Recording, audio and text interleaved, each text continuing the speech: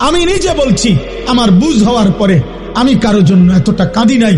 আমি আমার এই নওজোয়ান শহীদ শরীফ উসমান হাদি রাহিমাহুল্লাহ তাআলা, তার জন্য আমার চোখের পানি যেটুকু পড়েছে।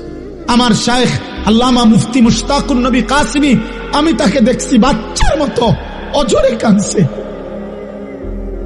একসাথে ভাত খাইতে বসছি, ভাতের থালার সামনে পর্যন্ত হুজুরে দেখছি কাঁদতেছে।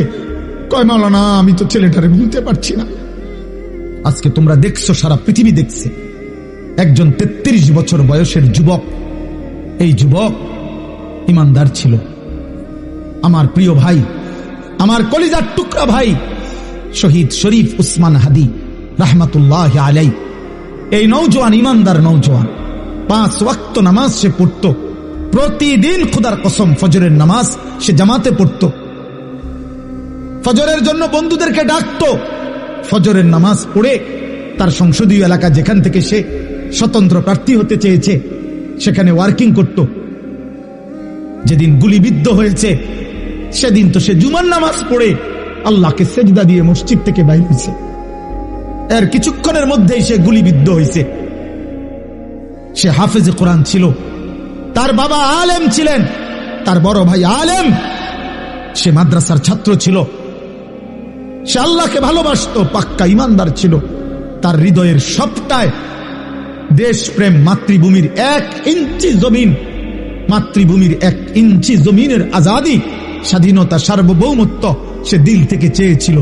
তার বক্তব্য এটাই ছিল যে আমি আমার মাতৃভূমির 1 ইঞ্চি জমিন আমি কাউকে নিতে দেব না,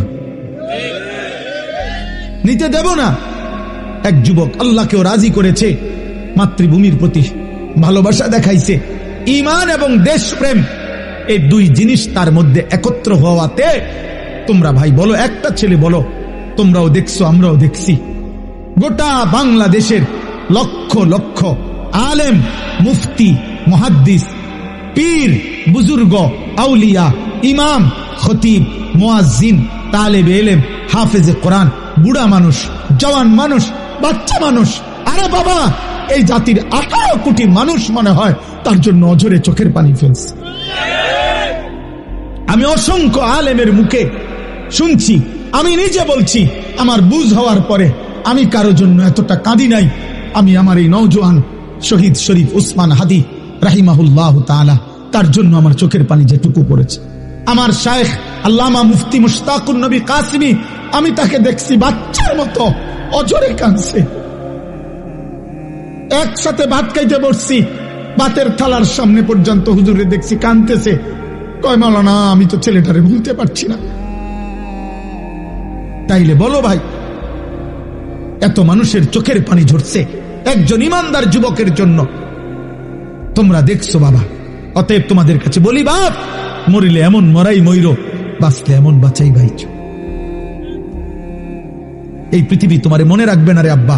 এই নারী, ছবি, মোবাইল, অস্থির দৃশ্য, জিনা, ব্যভিচার, মদ, জুয়া, বন্ধুদের অসৎ আড্ডা, রাত্র দিন মোবাইলের আসক্তি, আর 1 ওয়াক্ত নামাজের সেজদা নাই, খোদার কসম, রব্বে কাবার কসম, এই পৃথিবী তোমারে মনে রাখবে না।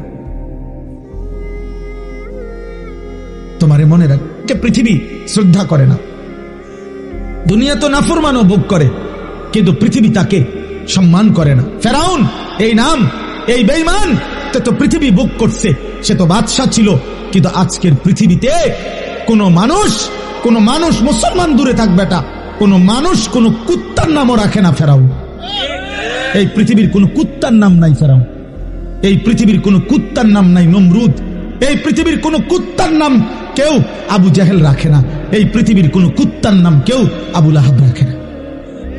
কিন্তু 1450 বছর আগে এক গোলাম, কৃতদাস, হাবশি গোলাম, নিগ্রু, কালো গোলাম, সে আল্লাহকে রাজি করেছে, নবী সাল্লাল্লাহু আলাইহি সাল্লামের ভালোবাসা বুকে নিয়ে কবরে গেছে। আজকে 1450 বছর পরেও পৃথিবীর লক্ষ কোটি ইমানদারের সন্তানের নাম বেলাল। বেলালের কোনো আঞ্চলিকতা নাই, বেলালের কোনো সীমানা নাই। বেলাল সারা পৃথিবীর, আবু বকর সারা পৃথিবীর, ওমর সারা পৃথিবীর।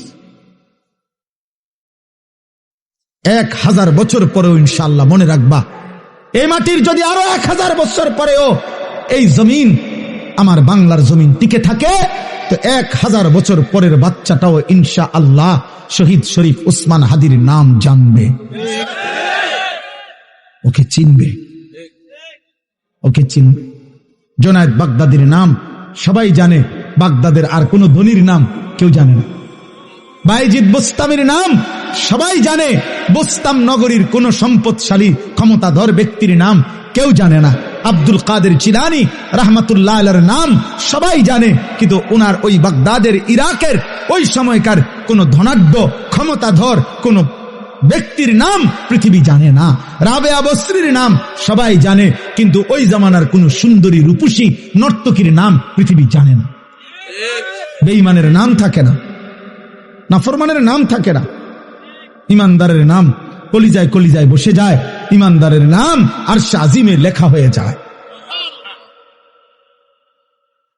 ফেরো, তুমি ফেরো, আল্লাহর দিকে ফেরো, আল্লাহর দিকে ফেরো। আমি বড় আশাবাদী, একটা একটা নওজোয়ান ফিরবে। আগামী দিনের স্বপ্ন দেখি আমরাও থাকবো না। এই আমগরও অনেকে বলে এই হবে সেই হবে, সতর্ক থাকেন, সাবধানে থাকেন। আরে গুলি করবে, এই তো খুন করে ফেলবে, গুম করে ফেলবে, এই পৃথিবীর থেকে হত্যা করে ফেলবে।